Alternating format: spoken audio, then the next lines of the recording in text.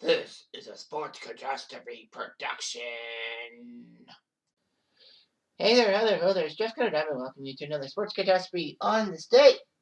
And on this day, May the 6th, 1998, one of the greatest pitching performances of all time happened.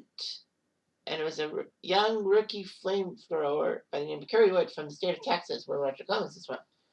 The Cubs were 16-15. They were taking on the 20-11 Houston Astros at Wrigley Field in a normal 2:20 game. Now, the game started at 2:20.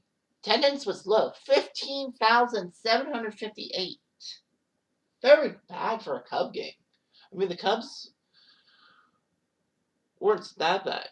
But anyway, it was a fun event. The Houston Astros had starting lineup this way. Craig Biggio at second, Derek Bell at right, Jeff Bagwell at first, Jack Howell at third, Moises Alou in center, Dave Clark in left, Ricky Gutierrez at short, Brad Ausmus at catcher, and Shane Reynolds on the bump. Remember, they don't use the DH because back then, they actually didn't use the DH. The Cubbies went with Brent Brown at center, Mickey Bernardini in second, Sammy Sosa in right field, Mark Grace at first, Henry Rodriguez in left, Jeff Blauser in short, Sandy Martinez catching, Kevin Ory at third, and Kerry Wood on the bump. Kerry Wood was 2-2, Reynolds was 2-2. It was a key game and all that. The first inning saw Biggio, Bell, and Bagwell all go down swinging. And then in the second inning, Howell Alou struck out. However, Dave Clark on a 1-0 pitch managed to hit the ball right at the center fielder, so nothing happened. The Cubs took a 1-0 lead on a sac fly by Henry Rodriguez, scoring Mark Grace. However, Ricky Gutierrez led off the third with a single. Ausmus swung. Shane Reynolds sacrificed Gutierrez to second. Kerry Wood had an unfathomable balk, getting Ricky Gutierrez to third. However, Craig Biggio grounded out.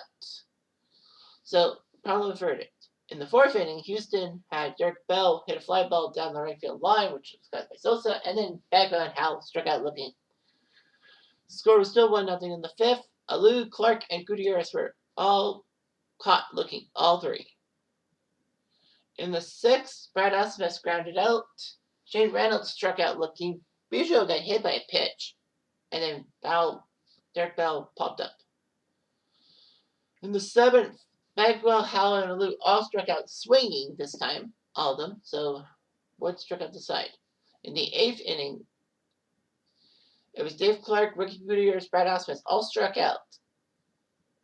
So you could kind of guess Kerry Wood was striking out people left, right, and center. Jose Hernandez had a RBI ground out to score Mickey Bernardini and make it 2-0 in the bottom of the eighth for the Cubs. So Wood had 18 strikeouts.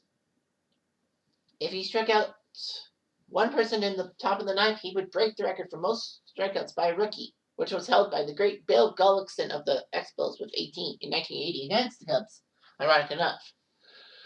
So, he needed to do it. And he struck out Bill Spires, who came into the game pinch hitting for Shane Reynolds. Struck him out swinging. So that's 19. So if he struck out the next two guys, he sets the Major League record for strikeouts in one game. If he strikes out one of them, he ties the legendary Roger Clemens mark of 20, which he did twice. Craig Biggio did not allow a strikeout. He grounded out. So it was up to Derek Bell, the former Blue Jay, the guy who basically lollygagged in spring training in '93 and forced the Blue Jays to trade him to San Diego for Darren Jackson, if memory serves me right. And then Darren Jackson was traded from Toronto to the Mets to get Tony Fernandez in June of '93. But anyhow, Derek Bell came in on a 1-2 pitch. He got the hook, and Kerry Wood got his 20th strikeout. And it was amazing watching the replay of the game and seeing all the fans with those Ks and all that. And they were all wearing basketball jerseys with the number 34, like Shaq, Hakeem Olajuwon, Charles Barkley. I don't know if there were any others, but yeah, they all wore 34 in basketball, but Kerry Wood wore the 34. Kerry Wood is one of the best pitchers around. Unfortunately, injuries would catch up with him, and he basically became a reliever. But he still had his day. And heck, both the Cubs and Astros made the playoffs. The Cubs had to play a game 163, aka a tiebreaker, against the San Francisco Giants, which they won thanks to Gary Gaetti hitting a 2-run home run, and the Cubs winning the game and going to the playoffs for the first time in 9 years. A fitting tribute to Harry Carey, who died in the 98 offseason. Cubs would get swept by the Braves, if memory serves me right. The Astros would win the NL Central, but would falter to the San Diego Padres, who then went on to beat the Braves in the 98 National League Final, and then got swept by the New York Yankees, the greatest team of all time. Except for that one day in July, 98. Phooey. Anyway, I'm Jeff Diamond. I do.